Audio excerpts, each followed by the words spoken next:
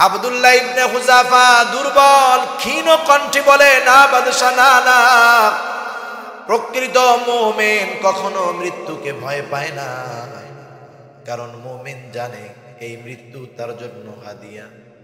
মুমিন খুব ভালো মতো জানে মৃত্যু হলো একটা পর্দা, এপারে দুনিয়া, ওপারে হলো আল্লাহর জান্নাত। আর সেই মৃত্যু যদি শাহাদাতের মৃত্যু হয়, এর চাইতে খুশনসিব আর কি হতে পারে? ঠিক কিনা বলে? বাদশা, তোমার কান্নার কারণ কি? আব্দুল্লাহ ইবনে হুযাফা বলে, ও বাদশা, আমার কান্নার কারণ হলো আমার আল্লাহ আমাকে একটা মাত্র জীবন দিয়েছে, একটা মাত্র জীবন। এক জীবন একবার আল্লাহর জন্য, ঈমানের জন্য কুরবান করা যায়। আমার তো মন চায় আমার আল্লাহ আমাকে শত শত জীবন দিবে, আর এই শত শত জীবন আমি শত শতবার আল্লাহর জন্য কুরবান করব। আমার মৃত্যু হবে, তেলের মধ্যে ফালায়া দেওয়া হবে, এই কারণে কান্না করতেছি না। কান্নার কারণ হইল এই খুশনসিব আমার মাত্র একবার হবে। ঠিক কিনা বলেন? আরে জান্নাতে যখন শহীদরা জান্নাতে যায় কি হয়? সবুজ পাখির মধ্যে তাদের আত্মা দিয়ে দেওয়া হয়। আল্লাহ রাব্বুল আলামিন তাদের খাবারের ব্যবস্থা করেন। আল্লাহ তাআলা কোরআনুল কারীমের মধ্যে বলেন, ওয়ালা তাকুলু লিমান ইউকতালু ফি সাবিলিল্লাহি আমওয়াত বাল আহইয়াউ ওয়ালাকিন লা তাশউরুন। আল্লাহর রাস্তায় যাদের প্রাণ উৎসর্গ হয়েছে, আল্লাহ তাআলা বলেন তাদেরকে তোমরা মৃত বলো না। আল্লাহ তাদের জন্য খাবারের ব্যবস্থা করেন। এটা কোন পদ্ধতিতে করেন সেটা আল্লাহ ভালো জানে। অজস্র নেয়ামতের মধ্যে থাকে শহীদেরা। তাদেরকে জিজ্ঞাসা করা হয়, তোমাদের মনে আর কি চায়? ওরা বলে, আল্লাহ আর কিছু মনে চায় না, তবে একটা জিনিস শুধু মনে চায়। কি চায়? বলে, আপনি যদি আবার দুনিয়াতে পাঠাইতেন, ঈমানের জন্য ময়দানে যেতাম। ঐতিহ্যবাহী চট্টগ্রাম জেলার অন্তর্গত আনোয়ারা থানাধীন সত্তারহাট ৯ নং পারইকোড়া ইসলাম প্রচার সংস্থার উদ্যোগে আয়োজিত ১৭তম ঐতিহাসিক ইসলামী মহাসম্মেলনের প্রথম দিনের সম্মানিত শ্রদ্ধেয় সভাপতি, আমন্ত্রিত ওলামায়ে কেরাম, সামনে উপস্থিত মুরব্বিয়ানে কেরাম, সমবয়সী যুবক বন্ধু, স্নেহের ছোট ভাই এবং পর্দার অন্তরালে অবস্থানরত সম্মানিতা শ্রদ্ধেয়া মা ও বোন,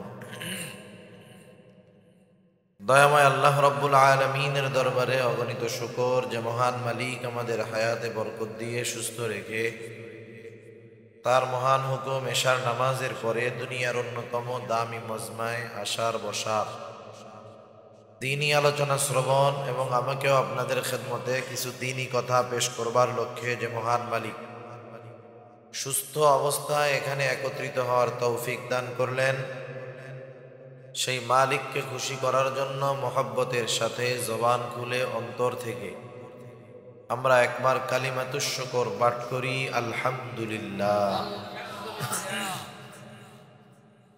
অগণিত দুরুদ ও সালাম সাইয়্যিদুল আম্বিয়া, আশরাফুল আম্বিয়া, খাতামুল আম্বিয়া, বিশ্বনবী, শেষ নবী, শ্রেষ্ঠ নবী মুহাম্মদুর রাসূলুল্লাহ সাল্লাল্লাহু আলাইহি ওয়াসাল্লামের প্রতি। আল্লাহ তাআলা আমাদেরকে এখানে আসার বসার তৌফিক দিয়েছেন, তাই আমরা আসতে পেরেছি। কি বলেন? আল্লাহ যদি তৌফিক না দিতেন আমরা এখানে আসতেও পারতাম না, বসতেও পারতাম না। কারণ কোন বান্দা আল্লাহ তাআলার তৌফিক ছাড়া নেকের কাজ করতে পারে না। দুনিয়ার অনেক মানুষ আছে, তাদের ঘরের সাথে মসজিদের দেয়াল। মনিটরের আওয়াজটা বাড়ান, মনিটরের আওয়াজ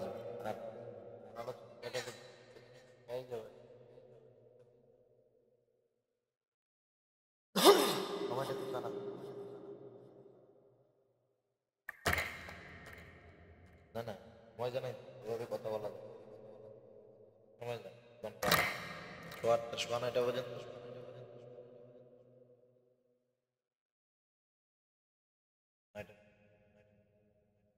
দুনিয়ার অনেক মানুষ আছে মসজিদের প্রতিবেশী, মসজিদের আজান, ইকামাত, ইমাম সাহেবের কেরাত সব তার কানে যায়, কিন্তু এই লোকটা 5 ওয়াক্ত নামাজ বহুত দূরের কথা, জুমার নামাজেও আসে না। এমন লোক আছে না নাই? আবার একজন মানুষ মহল্লার শেষ প্রান্তে, মসজিদ অনেক দূর, শীত বা গরম, বৃষ্টি হোক আর কাদা হোক, আল্লাহর বান্দা নামাজ ছাড়ে না। আছে না নাই? তাহলে কাছে হওয়ার কারণেই মসজিদে আসা যায় এমন না, আর দূরে হলে আসা যায় না এমন না। যদি আল্লাহ তৌফিক দেন সব কিছুই সম্ভব। আল্লাহ যদি তৌফিক না দেন সহজ কাজটা আমাদের কাছে অসম্ভব হয়ে যাবে। সেজন্য দ্বীনি কাজ করার তৌফিক আল্লাহ তাআলা দেন। সেজন্য দ্বীনি কোনো কাজ করে নিজের ক্রেডিট মনে করার সুযোগ নেই। যেমন আমাদের দেশে অনেক মানুষ আমরা আছি, দান সদকা করার পর সে মনে করে দান করে সে মনে হয় বড় কিছু করে ফেলল, বরং দান করার পরে তার টাকা বা তার শ্রম, তার মেধা, তার বুদ্ধি দ্বীনি কাজে যদি ব্যয় হয় তাহলে তার আল্লাহ তাআলার দরবারে শুকরিয়া আদায় করার দরকার ছিল যে আল্লাহ তাআলা আমার মতো নগণ্য মানুষের টাকা, মেধা, সময়, পরিশ্রম দ্বীনের জন্য কবুল করেছেন। এটা আমাদের জন্য সৌভাগ্যের ব্যাপার, ঠিক না? বরং আমরা কি করি, দ্বীনি কাজ করতে পারলে আরো নিজেদের মধ্যে মনে হয় খুব কি জানি করে ফেলছি। সেজন্য আল্লাহ তাআলার তৌফিকেই আমরা দ্বীনের কাজ করতে পারি। এজন্য আল্লাহ তাআলার কাছে বারবার দ্বীনি কাজে আমরা জানি অংশগ্রহণ করতে পারি সে তৌফিক প্রার্থনা করা। আল্লাহ সুবহানাহু ওয়া তাআলা আমাদের গোটা জিন্দেগিটাকে দ্বীনের আলোকে পরিচালিত করার তৌফিক দান করুক। জোরে বলি আমিন। আমি আপনাদের খেদমতে পবিত্র কোরআনুল কারীমের সূরা কাহাফ থেকে 2টা আয়াত এবং রাসূল আকরাম সাল্লাল্লাহু আলাইহি ওয়াসাল্লামের অগণিত হাদিস থেকে একটা হাদিস পাঠ করেছি। আল্লাহ তাআলার কাছে তৌফিক চাই অল্প সময়ের মধ্যে কিছু কথা আল্লাহ বলার তৌফিক দেন, যে কথাগুলো আমার এবং আপনাদের সকলের দুনিয়া এবং আখিরাতের জন্য কল্যাণকর হয়। জবান খুলে বলি আমিন। আমি যেই 2টা আয়াত আপনাদের খেদমতে তিলাওয়াত করেছি, এই আয়াতের মধ্যে আল্লাহ সুবহানাহু ওয়া তাআলা তামাম দুনিয়ার সব মানুষকে, যে ধর্মের হোক, যে বর্ণের হোক, যে মতের হোক, যে মতাদর্শের হোক, কালো হোক, ধলা হোক, আরবি হোক আর অনারবি হোক, এক কথায় গোটা দুনিয়ার সব মানুষকে আল্লাহ সুবহানাহু ওয়া তাআলা তার জান্নাতুল ফেরদাউসের মেহমান হওয়ার দাওয়াত দিয়েছেন। জান্নাতুল ফেরদাউসের মেহমান হওয়ার দাওয়াত দিয়েছেন আল্লাহ সুবহানাহু ওয়া তাআলা 2টা শর্তের আলোকে। কয়টা শর্ত? 2টি শর্তের আলোকে।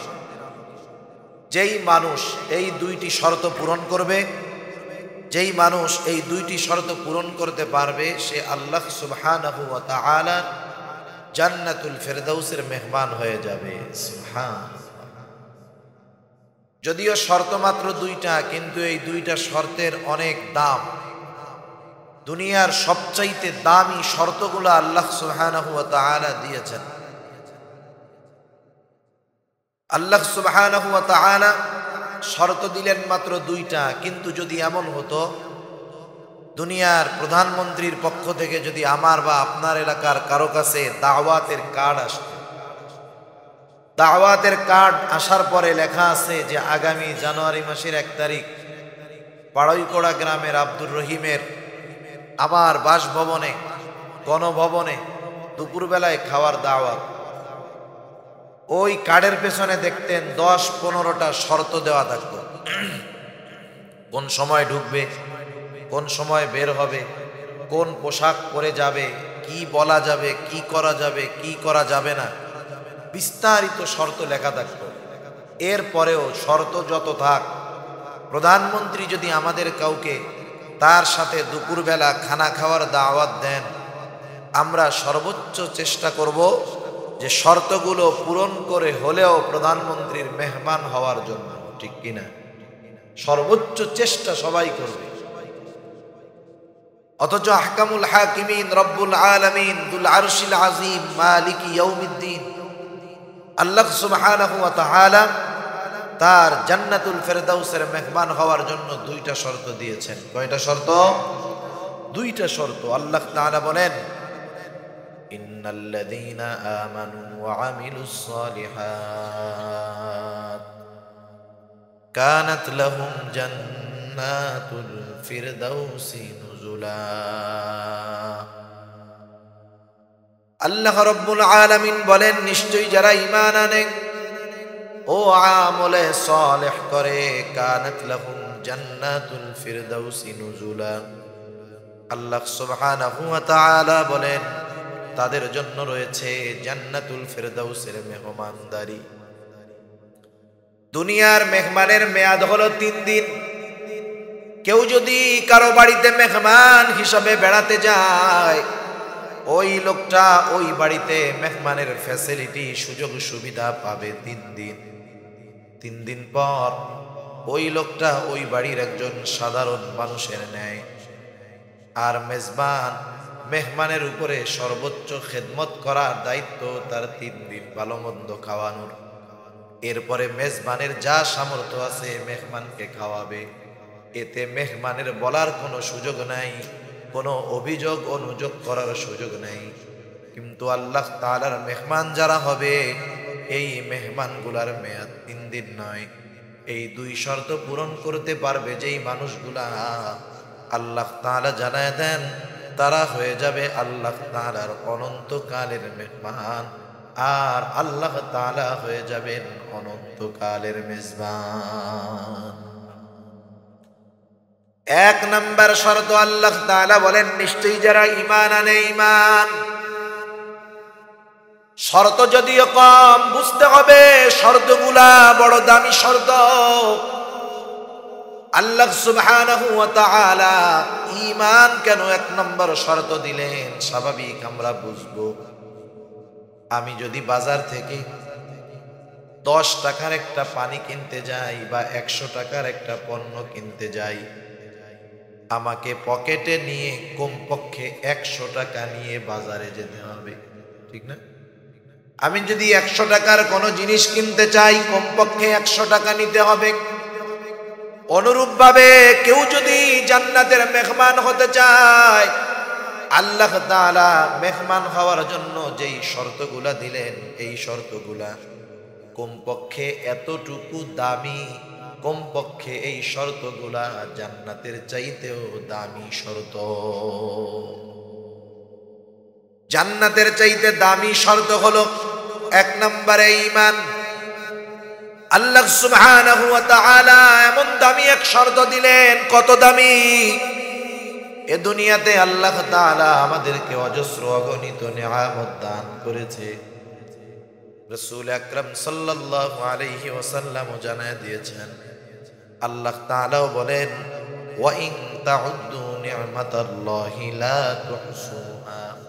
আল্লাহ রাব্বুল আলামিন বলেন, তোমরা যদি আল্লাহর নিয়ামত সমূহ গণনা করো, হিসাব করতে পারবা না। কত নিয়ামত আল্লাহ দিয়েছে। দুনিয়াতে নিয়ম কি? দুনিয়ার নিয়ম হলো বাজারে যেটা বেশি পাওয়া যায় সেটার দাম কম, ঠিক না? যেমন উদাহরণস্বরূপ,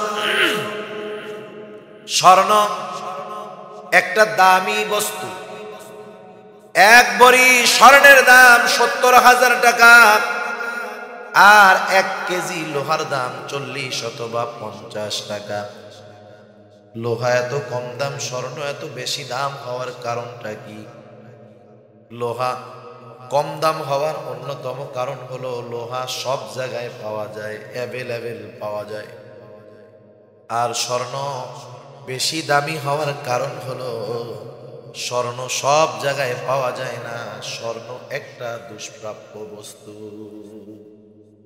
যে কোনো দোকানে স্বর্ণ পাওয়া যায়, যে জায়গায় খুশি পাওয়া যায় না। কিন্তু লোহা ঘরে বাইরে দোকানে ছড়ায় ছিটায় পড়ে থাকে।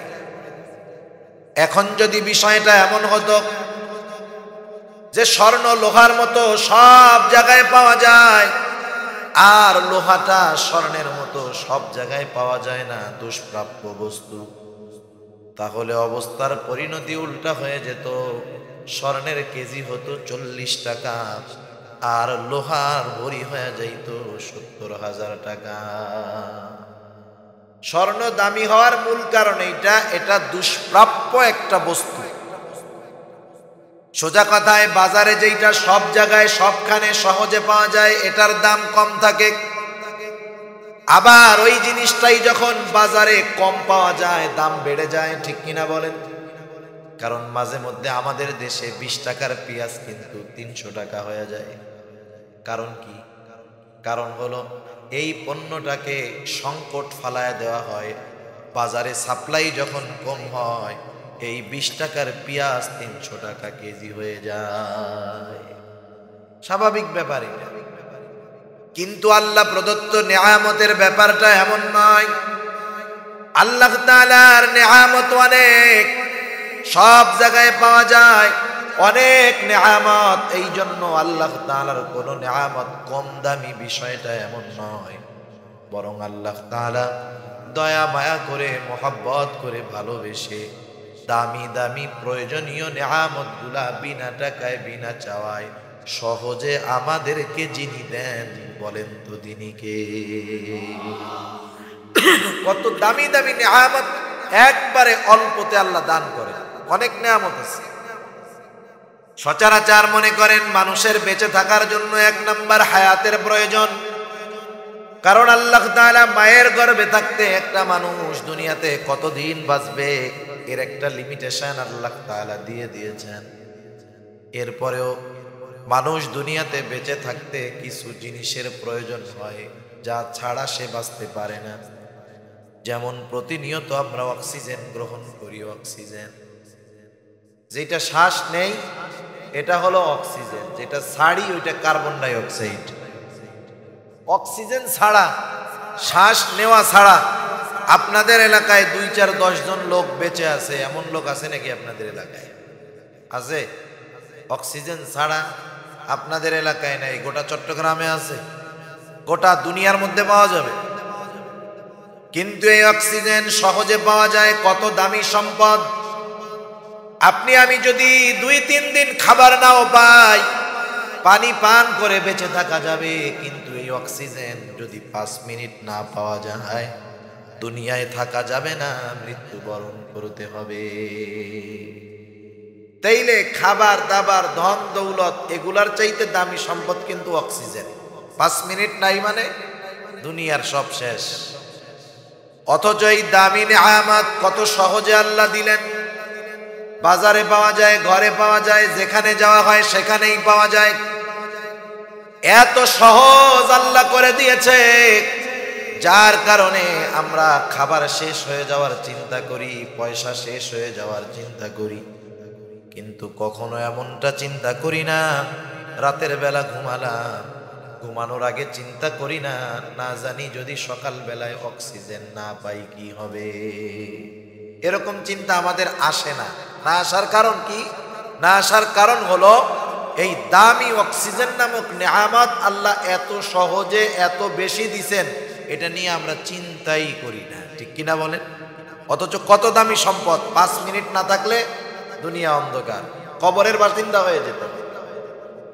স্বাভাবিক দুনিয়াতে যে অক্সিজেন গুলা বোতলজাত করা হয়, 1 বছর 1 বছর আগেও, এই তো বেশ কয়েক মাস আগে, 4-5 মাস আগেও যখন করোনার ব্যাপক মহামারী বাংলাদেশে চলতেছে, আল্লাহ তাআলার অশেষ রহমত, বাংলাদেশ এত বড় জনবহুল দেশ হওয়ার পরেও, এত মানুষের বসবাস একত্রে হওয়ার পরেও আল্লাহ তাআলার বড় রহমত এবং দয়া, অন্যান্য আধুনিক বিশ্বের দেশগুলা করোনা ভাইরাসে যেখানে কাত হয়ে গেছে, আল্লাহ সুবহানাহু ওয়া তাআলা এই জনবহুল একটা দেশের উপরে তার রহমত থাকার কারণে হেলে দোলে কিন্তু এটা পড়ে না। ঠিক না? কয়েকদিন আগে কি এক ভূমিকম্প হয়েছে, চরম ভূমিকম্প। আল্লাহ তাআলা কত হেফাজত করেছে, কিন্তু অন্যান্য দেশে দেখেন ভূমিকম্প হইলেই মরার সংবাদ, বিল্ডিং ডেবে গেছে, 50 জন নিখোঁজ হয়ে গেছে। কিন্তু বাংলাদেশের মতো এমন একটা জনবহুল দেশ, আল্লাহ তাআলার রহমত হেলে দুলে তবে পড়ে যায় না। সুবহানাল্লাহ। ওই সময় আমরা কি দেখছি, ঢাকার হসপিটালগুলা এমন অবস্থা হয়েছে, একদিন অক্সিজেন বিল বাবদ 90,000 80,000 টাকা বিল হয়ে গেছে। অথচ এই দামি নেয়ামত বিনা টাকায় বিনা চাওয়ায় যিনি দেন তিনি কে? জবান খুলে বলেন। আল্লাহ তাআলার নেয়ামত দামি বেশি, বেশি হওয়ার কারণে দাম কমে যায় না। এরকম যদি নেয়ামতের কথা এক একটা আমরা বলি অনেক সময় লেগে যাবে। যদিও অক্সিজেন দামি নেয়ামত, তবে একটা মানুষের জন্য সবচাইতে দামি নেয়ামত নয়। আল্লাহ তাআলার পক্ষ থেকে আমাদের জন্য সবচাইতে দামি যেই নেয়ামত, সেটার নাম হলো ঈমান। ঈমান হলো সবচাইতে দামি নেয়ামত। কত দামি সম্পদ! বাজারে যখন আমরা কিছু কিনতে যাই, ক্রয় বিক্রয় আমাদের দেশে সাধারণত 3টা পদ্ধতিতে হয়। কয় পদ্ধতিতে? 3 পদ্ধতিতে বেচা কেনা হয় আর কি। 1 নাম্বার পদ্ধতি হলো সংখ্যার ভিত্তিতে, 2 নাম্বার হলো ওজনের ভিত্তিতে, 3 নাম্বার হলো পরিমাপের ভিত্তিতে। যারা বুঝেন নাই একটু বুঝবেন, শুনেন। 1 নাম্বার পদ্ধতি হলো সংখ্যার পদ্ধতিতে। যেমন আপনি যদি বাজারে ডিম কিনতে যান, কি বলেন? একটা লাগলে কি বলেন? একটা ডিম দেন। 2টা লাগলে বলেন 2টা দেন। 3টা লাগলে বলেন 3টা দেন। 4টা লাগলে বলেন 1 খালি দেন। 12টা যদি দরকার হয় বলেন 1 ডজন দেন, তাই না? তাইলে ডিম ক্রয় বিক্রয় হয় সংখ্যার ভিত্তিতে। আপনি যদি দোকানে গিয়ে বলেন যে ভাই আমাকে 1 কেজি মুরগির ডিম দেন, আপনাকে বলবে বাজি তোমার চিটাগাং থান লাগতো না, তুমি পাবনা যাও বই, ঠিক না? তোমাকে চিটাগাংকে থাকতে বলছে, তুমি পাবনা চলে যাও। কারণ ডিম কি কেজি দরে বিক্রয় হয় নাকি? তাহলে বোঝা গেল কিছু জিনিস আছে সংখ্যার ভিত্তিতে ক্রয় বিক্রয় হয়। ডিম যদি 1 ডজনের দাম হয় 120 টাকা, একটার দাম হবে 10 টাকা। আবার কিছু জিনিস আছে ওজনের ভিত্তিতে বিক্রয় হয়, যেমন চাউল, ডাউল, তেল, চিনি, লবণ। আপনি যদি দোকানদারের কাছে গিয়ে বলেন দোকানদার ভাই আমাকে আপনি 1 ডজন মসুরের ডাল দেন, বলবে তুমি পাবনা চলে যাও, লাগবে না। আবার কিছু জিনিস আছে মাপের ভিত্তিতে বিক্রয় হয়, যেমন কাপড়। আপনি যদি দোকানে গিয়ে বলেন আমারে 1 খালি সুতির কাপড় দেন, পাগল বলবে না? তাহলে কিছু জিনিস আছে ওজনের ভিত্তিতে, কিছু জিনিস পরিমাপের ভিত্তিতে, আর কিছু জিনিস আছে সংখ্যার ভিত্তিতে দাম নির্ণয় করা হয়। অনুরূপভাবে ঈমান কেমন দামি সম্পদ, কতটুকুর কেমন দাম, রাসূল আকরাম সাল্লাল্লাহু আলাইহি ওয়াসাল্লাম আমাদেরকে জানায় দিয়েছে। রাসূলুল্লাহ সাল্লাল্লাহু আলাইহি ওয়াসাল্লাম, সহিহ মুসলিমের হাদিস, আল্লাহর নবী বলেন কারো অন্তরের মধ্যে যদি জবের দানা পরিমাণ কল্যাণ থাকে, অর্থাৎ ঈমান থাকে, এই লোকটা যদি মাত্র জবের দানা পরিমাণ ঈমান নিয়ে দুনিয়া থেকে মৃত্যুবরণ করতে পারে, এই লোকটা যদি পাপের কারণে জাহান্নামী হয়, আল্লাহ তাআলার কাছে ওই জবের দানা পরিমাণের ঈমানের এত দাম, আল্লাহ তাআলা ওই জবের দানা পরিমাণ ঈমানের বদৌলতে একটা সময় তাকে জাহান্নাম থেকে জান্নাতের মালিক বানায়া দিবে। এরপরে নবীজি বলেন কারো অন্তরের মধ্যে যদি গমের দানা পরিমাণ কল্যাণ থাকে, অর্থাৎ ঈমান থাকে, একটা গমের দানা কত ছোট, আপনি যদি পাল্লার উপরে দেন একটু ওইটা নড়বে না, 1 গ্রাম হবে না। কত ওজন, কত হালকা জিনিস। নবীজি বলেন এই গমের দানা পরিমাণ কল্যাণ যদি কারো অন্তরের মধ্যে থাকে, এতটুকু পরিমাণ ঈমান সহকারে সে যদি দুনিয়া থেকে বিদায় নিতে পারে, এই লোকটা যদি পাপের কারণে আল্লাহর নবী বলেন আল্লাহ তাআলার কাছে ওই গমের দানা পরিমাণ ঈমানেরও অনেক দাম। আল্লাহ তাআলা ওই গমের দানা পরিমাণ ঈমানের কারণে একটা সময় তাকে জাহান্নাম থেকে জান্নাতের মালিক বানায়া দিবে। এরপরে নবী আরো আজীব কথা বলেন। নবীজি বলেন কারো অন্তরের মধ্যে যদি যাররা পরিমাণ কল্যাণ থাকে, অর্থাৎ ঈমান থাকে। যাররা কাকে বলা হয়?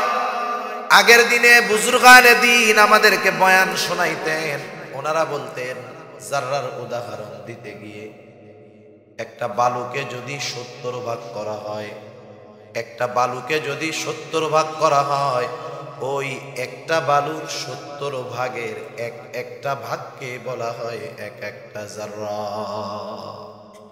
একটা বালু কত ছোট, এরা যদি 70 ভাগ করা হয়, এর কোনো অস্তিত্ব থাকবে? অস্তিত্বই থাকবে না, দেখাও যাবে না, ধরাও যাবে না। সেজন্য জাররার আধুনিক পরিভাষা হলো অণু। অণু খালি চোখে দেখা যায় না, হাত দিয়ে ধরা যায় না। অণু দেখার জন্য অণুবীক্ষণ যন্ত্রের প্রয়োজন। কত ক্ষুদ্র, কত ছোট, যেটা মানুষ দেখতেও পারে না, ধরতেও পারে না। এই পরিমাণ ঈমান যদি কারো অন্তরের মধ্যে থাকে, নবীজি বলেন এই লোকটা যদি তার পাপের কারণে জাহান্নামী হয়, আল্লাহ তাআলার কাছে ওই জাররা পরিমাণ ঈমানের এত দাম, এত দাম। আল্লাহ তাআলা ওই জাররা পরিমাণ ঈমানের বদৌলতে একটা সময় তাকে জাহান্নাম থেকে জান্নাতের মালিক বানায় দিবে। জাররা পরিমাণ ঈমান।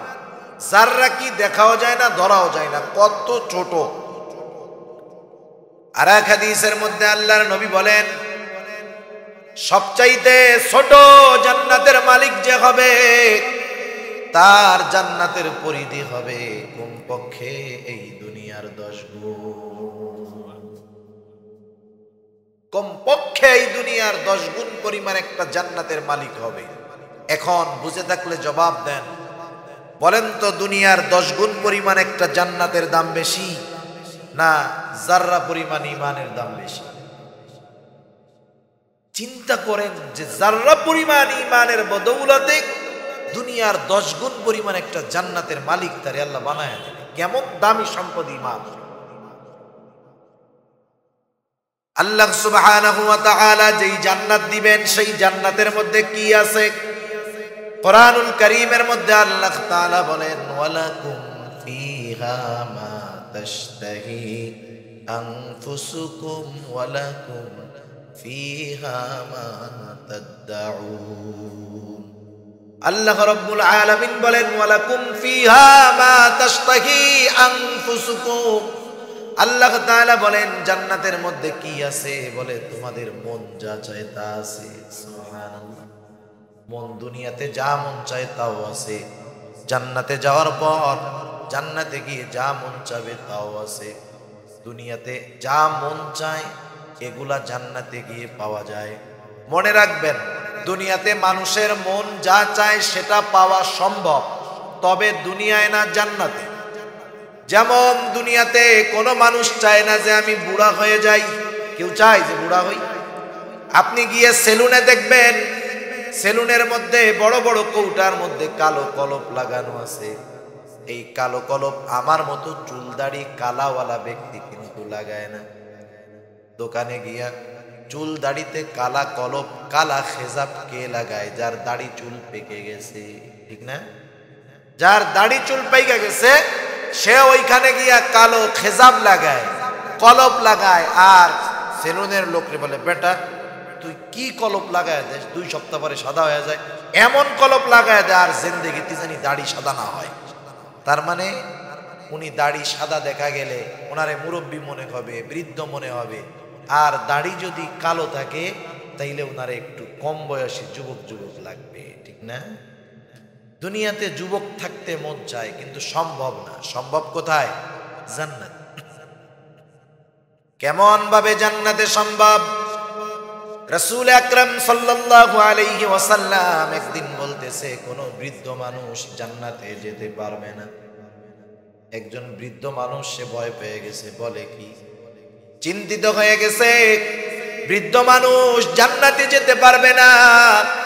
নবীজি ব্যাখ্যা দিয়ে দিলেন, শোনো, মানুষ যখন জান্নাতে যাবে সে আর বৃদ্ধ থাকবে না, 33 বছরের টকবগে যুবক হয়ে যাবে। এই 33 বছরের যুবক তার যৌবন নিয়ে অনন্তকাল জান্নাতে অবস্থান করবে। ওইখানে সে কোনোদিন আর বুড়া হবে না। দুনিয়াতে মন চায় আমরা জানি অসুস্থ না হই, মন চায়, তবে দুনিয়াতে সম্ভব না। প্রত্যেকটা মানুষকে কোনো না কোনো ক্ষেত্রে কোনো না কোনো অবস্থায় অসুস্থ হয়ে যেতেই হয়। অনন্তকালের সুস্থতা এটা দুনিয়াতে মন চায়, তবে দুনিয়াতে সম্ভব নয়। জান্নাতে যখন মানুষ যাবে, অসুস্থ পেটে ব্যথা গ্যাস্ট্রিক বহুত দূর, বিন্দু পরিমাণ ক্লান্তিও তাকে স্পর্শ করবে না। অনন্তকালের সুস্থতা সে লাভ করবে। এভাবে জান্নাতে যা মন চায় দুনিয়ায় তাও আছে, আবার জান্নাতে গিয়ে যা মন চায় তাও জান্নাতের মধ্যে আল্লাহ রাইখা দিয়েছে। সুবহানাল্লাহ। তাহলে এই যে দামি নেয়ামত জান্নাত, এটা পাওয়া যাবে ঈমানের বদৌলতে। আর ঈমান কেমন দামি সম্পদ, যাররা পরিমাণ ঈমানের বিনিময়ে পাওয়া যাবে দুনিয়ার 10 গুণ পরিমাণ এক জান্নাত। সুবহানাল্লাহ। আমরা যারা এখানে আছি, আল্লাহ তাআলার বড় দয়া যে আল্লাহ তাআলা আমাদেরকে মায়া করে মোহাব্বত করে বিনা চাওয়ায় বিনা টাকায় বিনা পরিশ্রমে এইরকম দামি দৌলত দান করেছেন, ঠিক কিনা বলেন? কিন্তু সমস্যা কোথায়? সমস্যা হলো মানুষ যখন দামি বস্তু বিনা পরিশ্রমে পায়, সে দামি বস্তুর মূল্যায়ন করে না। সাধারণত মানুষ দুনিয়াতে 2 কারণে দামি সম্পদের মূল্যায়ন করে না। 1 নাম্বার কারণ, ওই দামি বস্তু যদি সে বিনা টাকায় বিনা পরিশ্রমে পেয়ে যায়। যেমন দেখবেন আমাদের দেশে কিছু যুবক মানুষ আছে, যুবক মানুষ এরা দেদারসে বাবার উপার্জিত সম্পদ ব্যয় করে, অপচয় করে, নষ্ট করে, বন্ধুদের সাথে ব্যয় করে, বাতাসের মধ্যে টাকা উড়ায়, যখন মন চায় যা খুশি কিনে, যখন মন চায় যা কিছু করে। এই ছেলেটা টাকা ব্যয় করতে গায়ে লাগে না। কারণ কি? কারণ হলো এই টাকা সে উপার্জন করে না, উপার্জন করে তার বাবা। কিন্তু যেই বাবা কষ্ট করে, শ্রম করে, পরিশ্রম করে সম্পদ উপার্জন করে, ওই বাবার প্রতিটা টাকা ব্যয় করার সময় কিন্তু চিন্তা হয়, টেনশন হয়, পেরেশান হয়। আর সন্তান সে ব্যয় করার সময় চিন্তা করে না। কারণ এ দিদার সে ভাঙতেছে কেন? কারণ এই সম্পদ উপার্জন করতে তার কোনো কষ্ট হয় নাই, বিনা পরিশ্রমে পেয়ে গেছে সম্পদ। সাহাবায়ে কেরাম ওনারা ঈমানের মূল্যায়ন করেছেন। কারণ কি? কারণ ঈমানের জন্য ছিল তাদের ত্যাগ, ঈমানের জন্য ছিল তাদের কষ্ট। কেউ ঈমানের জন্য সম্পদ ছেড়েছে, কেউ ঈমানের জন্য বাড়ি ছেড়েছে, কেউ ঈমানের জন্য কলিজার টুকরা সন্তান মা বাবাকে ছেড়েছে। এই মানুষগুলা যখন সব কিছু ছেড়ে ঈমানকে গ্রহণ করেছে, তামাম দুনিয়াও যদি তাদের সামনে দেওয়া হয়, ওই মানুষগুলা দুনিয়াকে লাথি মেরে ঈমানকেই তারা গ্রহণ করেছে। সাহাবাদের হাজারো ত্যাগের ঘটনা আমাদের সামনে আছে। আব্দুল্লাহ ইবনে হুযাফা রাদিয়াল্লাহু তাআলা আনহু রাসূল আকরাম সাল্লাল্লাহু আলাইহি ওয়াসাল্লামের একজন সাহাবী আব্দুল্লাহ, খলিফাতুল মুসলিমিন হযরত ওমর রাদিয়াল্লাহু তাআলা আনহুর সময় রোমদের সাথে মুসলমানদের সর্বপ্রথম সরাসরি যুদ্ধ জিহাদ অনুষ্ঠিত হয়। রোম সম্রাট তিনি সেনাপ্রধানকে বলে দিলেন, শোনো, চতুর্দিকে মুসলমানের জয়ের সংবাদ, যুদ্ধের ফলাফল যা হয় হোক, তোমার উপরে দায়িত্ব হলো কিছু জীবিত মুসলমান সৈন্য আমার কাছে ধরে আনবা। আমি একটু দেখতে চাই, পরীক্ষা করতে চাই মুসলমানেরা যেই ঈমানের জোরে বড় বড় শক্তির বিরুদ্ধে জয়লাভ করে, আমি একটু তাদের সেই ঈমানের পরীক্ষাটা গ্রহণ করতে চাই। যুদ্ধ শুরু হয়ে গেল। ঘটনাক্রমে মুসলমানদের একটা কাফেলা আটক হয়ে গেল কাফেরদের হাতে। বন্দী মুসলিম সৈন্যদেরকে রাজধানীতে পাঠায় দেওয়া হলো বাদশাহর আদেশে। পরের দিন সকালবেলায় বাদশাহর সামনে তাদেরকে হাজির করা হলো। রাজ দরবারের মধ্যে লোকে লোকারণ্য। বাদশাহ এবার আটককৃত মুসলিম সৈন্য কাফেলার দিকে তাকায় বলে, এই মুসলমান সৈন্যরা, তোমাদের এই দলের আমির কে, নেতা কে? কারণ নেতাকে যদি হাতে নেওয়া যায়, অটোমেটিক অনেকজন কর্মী হাতে চলে আসে। বলতেছে, তোমাদের এই কাফেলার আমির কে, নেতা কে? 17-18 বছরের একজন যুবক দাঁড়ায় গেছে, বলে আমি হলাম এই কাফেলার আমির। নাম কি তোমার হে যুবক? বলে আমার নাম হলো আব্দুল্লাহ ইবনে হুযাফা। চমৎকার ভাবে এই ঘটনাটা সিরাতের কিতাব, ইতিহাসের কিতাব আল বিদায়া ওয়ান নিহায়ার মধ্যে লেখা আছে। আব্দুল্লাহ ইবনে হুযাফা আমার নাম। বাদশাহ মুচকি হাসি দিয়ে বলে, ও আব্দুল্লাহ ইবনে হুযাফা, তুমি আমার কাছে আসো, আমার পাশে এসে তুমি একটু বসো। আব্দুল্লাহ ইবনে হুযাফা বাদশার আহ্বানে বাদশার পাশে আইসা বসলেন। দরবারের মানুষগুলা অবাক, বলে করে কি? আমাদের হাতে বন্দী, বাদশার বিরুদ্ধে যুদ্ধ করার জন্য আসছে, আমাদের হাতে আটক। আমরা তো মনে করেছি বাদশাহ এখন আদেশ করবে, যাও এই মুসলমান সৈন্যদের শিরচ্ছেদ করে দাও, মাথা থেকে দেহটা আলাদা করে দাও। কিন্তু বাদশাহ দেখি হাসি মুখে তার দুশমনকে ডেকে নিয়ে তার পাশে বসায়। ঘটনা কি? সবার নজর এই দিকে। কি হচ্ছে রে ভাই? আব্দুল্লাহ ইবনে হুযাফাকে বাদশাহ বলে, ও আব্দুল্লাহ, আমার পাশে বসতে পারা এটা যেন তেন ব্যাপার নয়। আমার পাশে কিন্তু সবাই বসতে পারে না। আমি বাদশাহ যাকে ভালোবাসি, যাকে চাই, শুধুমাত্র আমার পাশে আমি তাকে বসতে দে। আমার মোহব্বতের ভালোবাসার লোকদেরকে আমি বসতে দেই, তাছাড়া অন্য কেউ আমার পাশে বসতে পারে না। আমি তো তোমাকে দেখার পর তোমার প্রতি আমার একটা ভালোবাসা জাগ্রত হয়ে গেছে। ও আব্দুল্লাহ, আমি তোমার সাথে একটা মোহাব্বতের সম্পর্ক গড়তে চাই।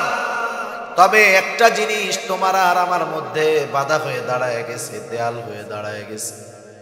ও আব্দুল্লাহ, তুমি তো একজন মুসলমান, আমি একজন খ্রিস্টান। এই ধর্মীয় বাধা আমাদেরকে দূরত্বের সৃষ্টি করে দিয়েছে। তোমার কাছে আমার প্রস্তাব আব্দুল্লাহ, তুমি তোমার ইসলাম ধর্ম ছেড়ে আমার ধর্ম গ্রহণ করে না। যদি তুমি ঈমান ছেড়ে মুসলমানিত্ব ত্যাগ করে, ঈমান ত্যাগ করে আমার ধর্মে আসো, তোমার অনেক অনেক লাভ। এক নাম্বার, তুমি আমার সবচাইতে ভালোবাসার পাত্র বলে বিবেচিত হবে, আমার মোহাব্বত পাবে, আমার ভালোবাসা পাবে। শুধু তাই নয়, ও আব্দুল্লাহ, আমি তোমাকে আমার বন্দিশালা থেকে মুক্ত করে দিব। আমার জেলখানায় যত মুসলমান কয়েদি আছে, তোমার সম্মানার্থে সবাইকে আমি মুক্ত করে দিব। শুধু তাই না, আমার ঘরে সুন্দরী ষোড়শী যুবতী আমার একমাত্র কন্যা। অনেক মানুষ বড় বড় রাজপুত্র তাকে বিবাহ করতে চায়, কিন্তু আমি তোমার সাথে আমার ওই ষোড়শী যুবতী কন্যার বিবাহ দিয়ে দিব। বিবাহের দিন আমার বিশাল রোম সাম্রাজ্যের অর্ধেক আমি তোমার নামে লিখে দিব, বাকি অর্ধেকের মালিক তুমি আমার মৃত্যুর পরে হয়ে যাইবা। তুমি হবা এই বিশাল রোম সাম্রাজ্যের একচ্ছত্র অধিপতি। উপমহাদেশ ভারত, পাকিস্তান, বাংলাদেশ, এই তিনটা দেশ মিলে যত বড় রোম সাম্রাজ্য ছিল তার চাইতে আরো বেশি বড়। এই সব পাবা, ভালোবাসা পাবা, তুমি বন্দিশালা থেকে মুক্ত হবা, আমার সুন্দরী মেয়েকে স্ত্রী হিসাবে পাবা, অর্ধেকের মালিক এখন হবা, বাকি অর্ধেকের মালিক হয়ে তুমি বিশাল রোম সাম্রাজ্যের বাদশা হয়ে যাবা। শুধু কি দিবা? ঈমান দিবা, কুফরি গ্রহণ করবা। যার কাছে যেই জিনিসটা দামি, অন্যায় ভাবে যদি সেই জিনিসটা চায়, তার মেজাজটা গরম হবে, স্বাভাবিক ব্যাপার, ঠিক না?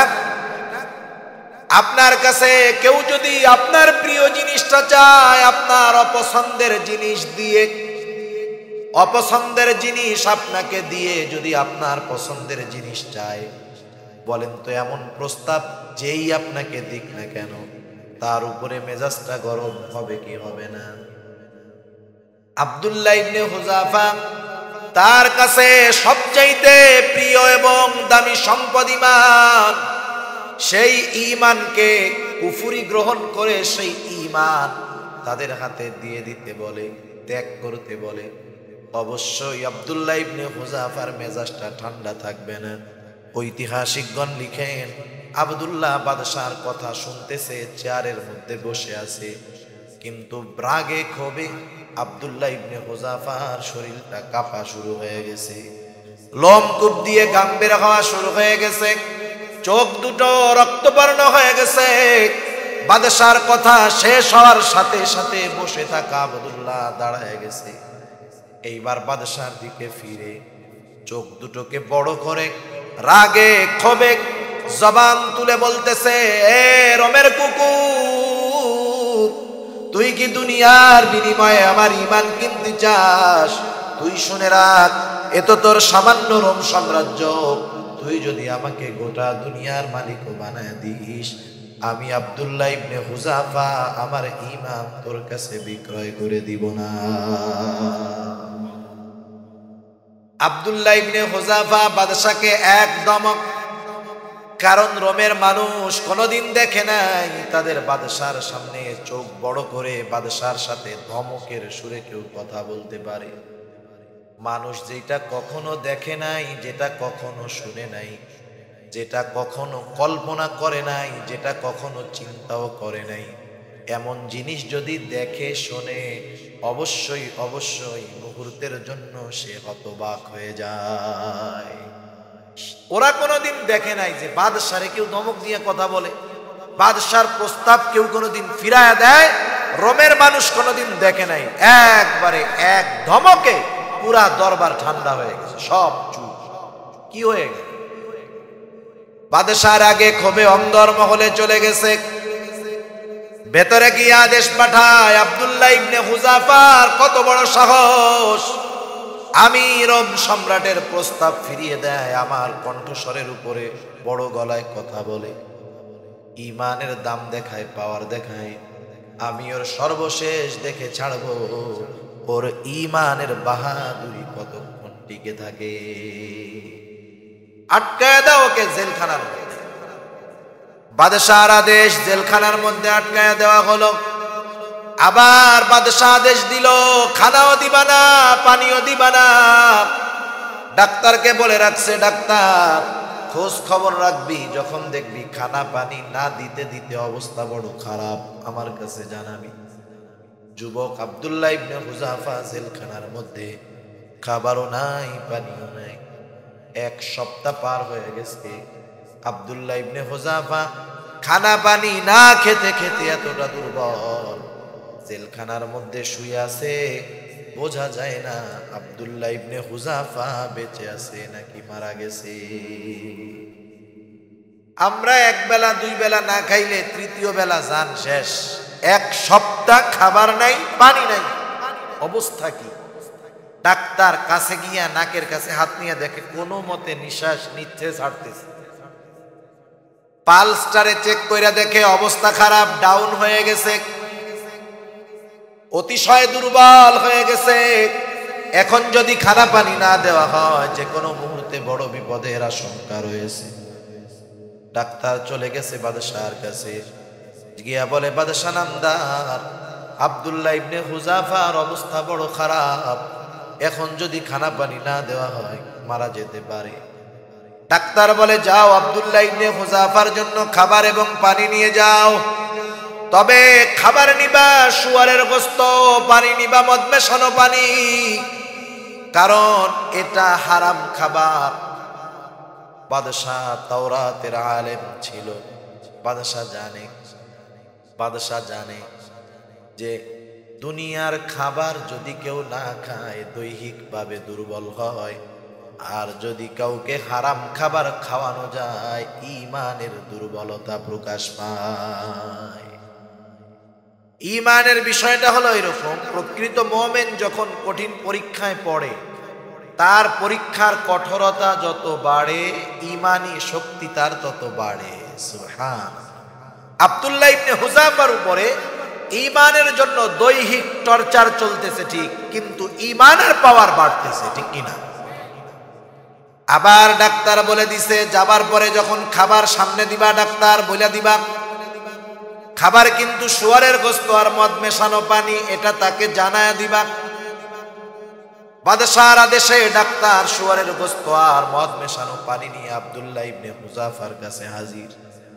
কারণ আব্দুল্লাহ ইবনে হুযাফার অবস্থা এতটা খারাপ, এখন যদি খানা পানি না খায় মারা যেতে পারে। পবিত্র কোরআনুল কারীমের সূরা মায়েদার মধ্যে আল্লাহ জানায়া দিয়েছেন, যদি কোনো মানুষের পরিস্থিতি এমন হয়ে যায়, সে এমন একটা জায়গায় গেল যেই জায়গায় হালাল খাবারও নাই, পানিও নাই, ব্যবস্থাও নাই, লোকটা এমন এক অবস্থা, না খেয়ে মারা যাওয়ার মতো অবস্থা। এমত অবস্থায় জীবন বাঁচানোর জন্য কেউ যদি প্রয়োজন অনুপাতে যতটুকু না হলেই নয় এতটুকু হারাম গ্রহণ করে জীবন বাঁচানোর জন্য, এটা তার জন্য দোষের কিছু নয়। যখন জীবন শেষ মুহূর্তে, ওই সময় জীবন বাঁচানোর জন্য হালাল খাবার না থাকলে যেটুকুর খেলে জীবন বাঁচবে, পান করলে জীবন বাঁচবে, ওইটুকু হারাম গ্রহণ করার অনুমতি অবস্থা সাপেক্ষে ইসলাম দিয়েছে, ঠিক না? আব্দুল্লাহ ইবনে হুযাফা জানে। আব্দুল্লাহ ইবনে হুযাফার সামনে খাবার নিয়ে যাওয়া হলো। 7 দিন খাবার নাই, পানি নাই। পরিস্থিতিটা হলো এইরকম, মানুষ যখন ক্ষুধার্ত থাকে, আমাদের পাকস্থলী প্রতিদিন নির্দিষ্ট সময়ে খাবার জন্য তৈয়ার থাকে।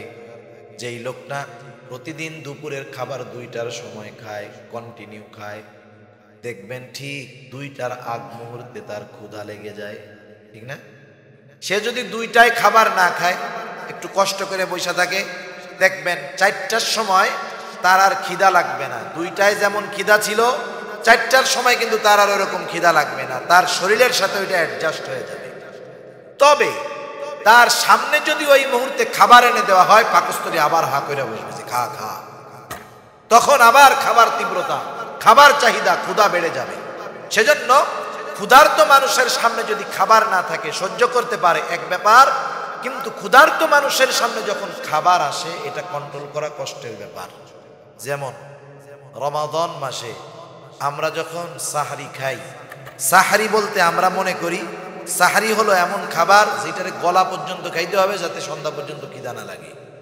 আমাদের পরিস্থিতি হলো এইটা।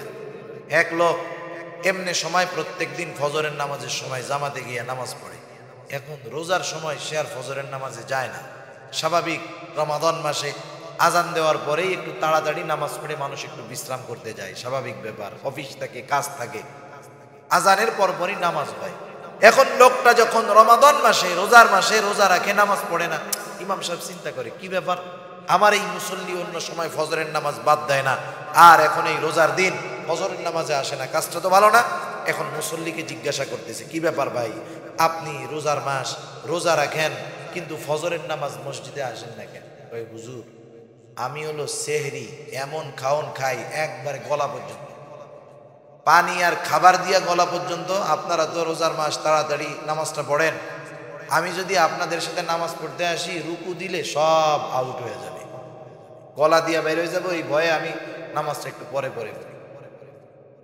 যতই খাওয়া হোক পেট ভইরা, জোহরের নামাজের সময় দেখবেন জোহরের নামাজের পর একদল মুসল্লি নামাজটা পড়ে মসজিদের মধ্যে একবার ডাইন কাতে হয়, একবার বাম কাতে হয়, ঘুরে খালি গড়াগড়ি করে, মাগার ঘুম আসে না, ঠিক না?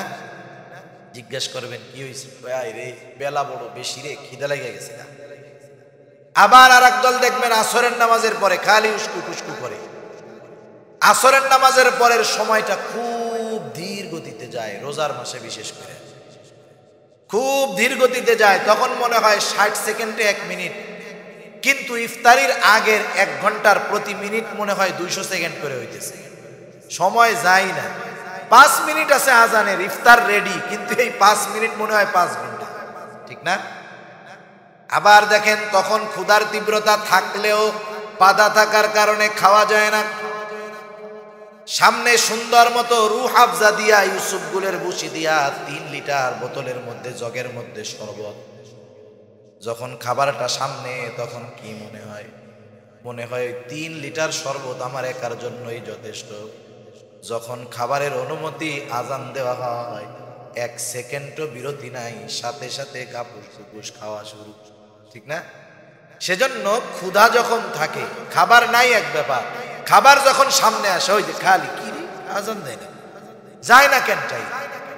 এটা মানুষের সহজাত একটা অভ্যাস, আল্লাহ প্রদত্ত বিষয়। খাবার আসলে সামনে, ক্ষুধা থাকলে যাই আসুক সেটা ভালো লাগে।